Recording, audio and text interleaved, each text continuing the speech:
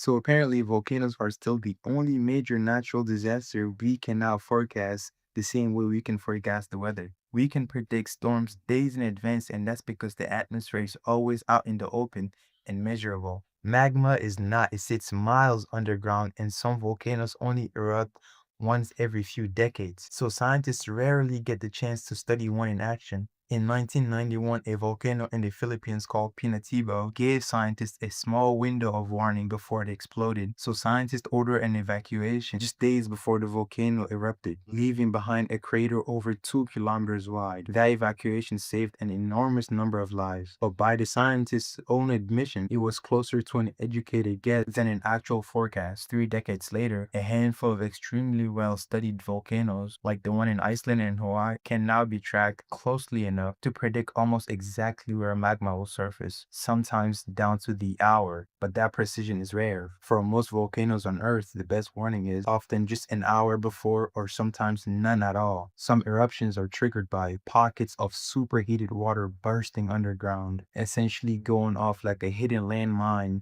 with zero warning at all. So there is basically no way for us to know. The core problem is that scientists still do not fully understand the physics of what makes a magma chamber go from stable to catastrophic. Basically, what actually causes it to just start erupting. Every volcano has its own plumbing, chemistry, and eruption style, making it extremely hard to build one model that applies to all of them so we could study it. But a new approach is being tested. Instead of studying volcanoes one at a time, researchers are hunting for a shared physics that applies to all of them at once. The same way that scientists found the equation that made weather prediction possible. If they succeed, they could build models that would predict almost every volcano on the planet and make it a little safer for people that are living around volcanoes and stuff like that. But that's it from me today. If you enjoy videos like this, make sure you subscribe and I'm gonna see you guys next time. Thank you for watching. Bye.